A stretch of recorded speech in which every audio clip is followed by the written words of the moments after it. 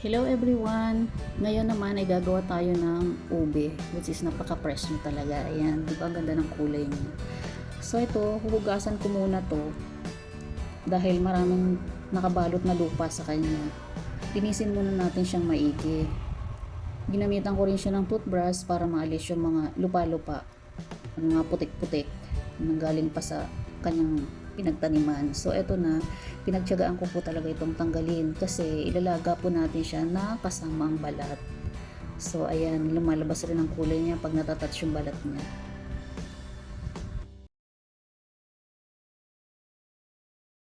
So sana hindi kayo maboring habang nililinisan ko siya. So ito na nga, pagkatapos ko siyang linisan, drinay ko siya ng paper towel. Wala na siyang lupa, wala nang mga nakakapit-kapit, kundi yung ugat lang niya. Ayan, drinay ko siya ng paper towel para matuyo. At ito na, hiwain natin siya ng maliliit. Yung para pag nilaga ay madaling lumambot.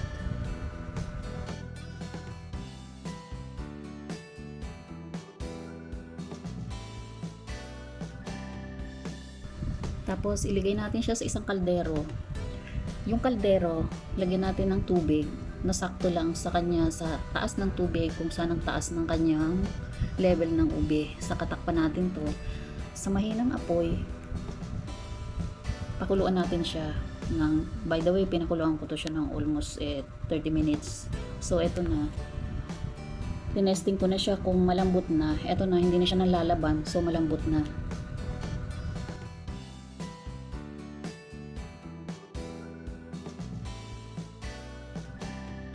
Pagkatapos, hinango ko na para palamigin.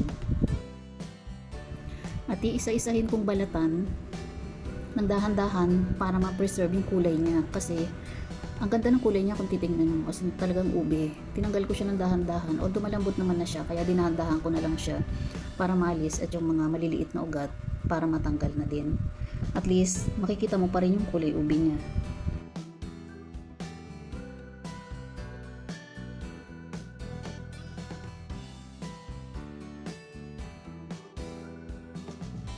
Ayan, tuloy-tuloy ko lang siyang ginagawa. At na-amaze talaga ako kasi ang ganda ng kulay niya. Kasi hindi mo na kailangan kulayan.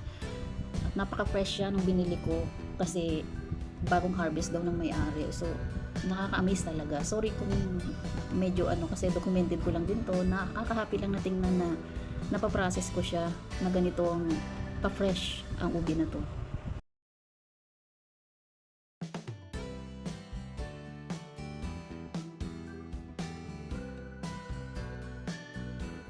So, tuloy-tuloy pa rin ang pagbabalat, dahan-dahan, para makuha mo yung kulay niya. Dahan-dahan, dahan-dahan. Kung naboboring na kayo, pwede nyo namang i-forward or pwede nyo na rin, huwag na rin panoorin. Okay lang naman din po. So, eto na nga, nilagay ko siya sa blender, yung first batch niya, kasi hindi naman pwede natin punuin to. Yung first batch is siguro mga 6 o 5 piraso lang siya.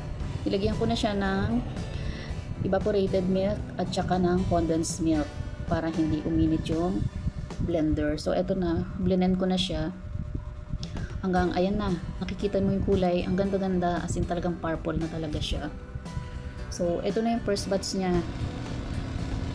Ayan, ang ganda ng kulay, fresh na fresh talaga.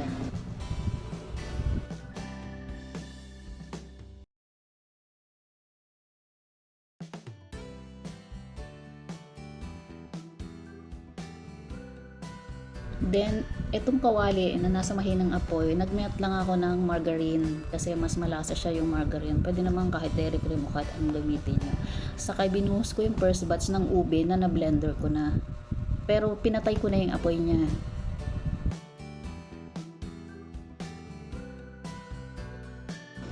Ito naman yung second batch niya, i-blender ko pa rin.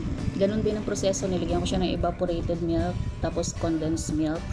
Tapos perinases ko na siya and still eto na yung second batch. Ayan, magkaparehas pa rin ang kulay niya. Iniisip ko nga kung maglalagay pa ba ako ng kulay, pero iba pa rin kasi sa video, iba pa rin sa totoo. So eto na yung second batch, nilagay ko siya sa kawali. Yan ay nakapatay ang apoy. Inilagay ko na siya lahat.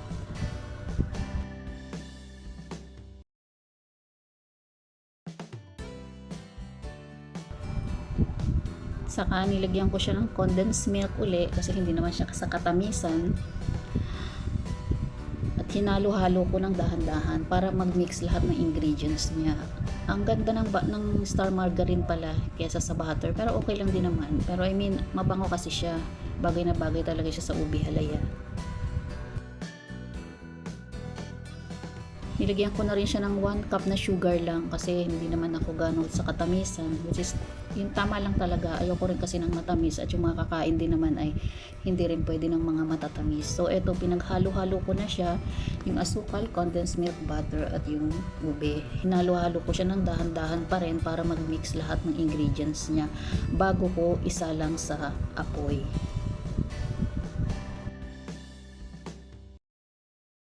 Maganda na yung kulay niya, pero nilagyan ko pa rin siya ng konting food color, ng konting violet para lalo siyang mag-dark ng konti, which is okay lang naman. Gumanda-ganda rin siya ng konti, mas naging dark siya, mas katakam-takam tingnan. So eto na, inilagay ko na siya sa apoy. Mandar na siya sa mahinang apoy lang muna, tapos halo ako ng halo, halo ng halo. Haluin pa rin natin ng haluin habang mahina yung apoy. Pero eto na, bumibigat na siya. Magkakaroon na siya ng bubble. Tiyagaan lang natin talaga. Kailangan strong talaga yung arm mo para maghalo na maghalo at mahabang pasensya pa. So eto na, nakikita mo na yung bubble niya. At eto, lumabas na yung kulay niya talaga. Medyo okay na, pero hindi pa natin masasabing okay kasi kailangan pa rin haluin ng haluin. Walang katapusang haluan.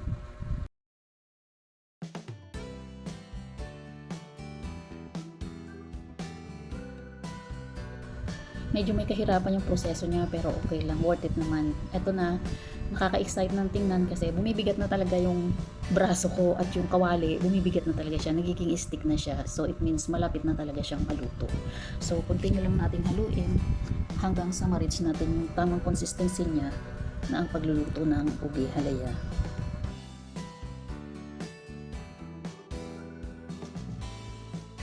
So okay na to, luto na rin naman siya. So eto na, ilipat na natin siya sa isang molder o sa kahit sa anong Tupperware. Sa akin dito ko siya nilipat para mailalagay natin siya sa ref. So diba ang ganda, napaka-stick na niya. Yun nga lang, ang bigat talaga, tapos masarap at hindi siya ganong katamisan.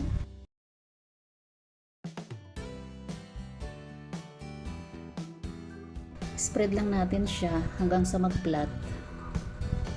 Saka natin ito palalamigin.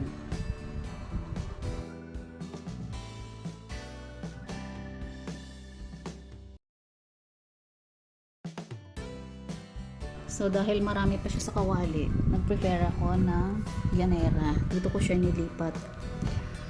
At ito ay nakagawa ako ng, yung Pyrex niya, ang size niya is 9 by 13 inches plus 2 llanera.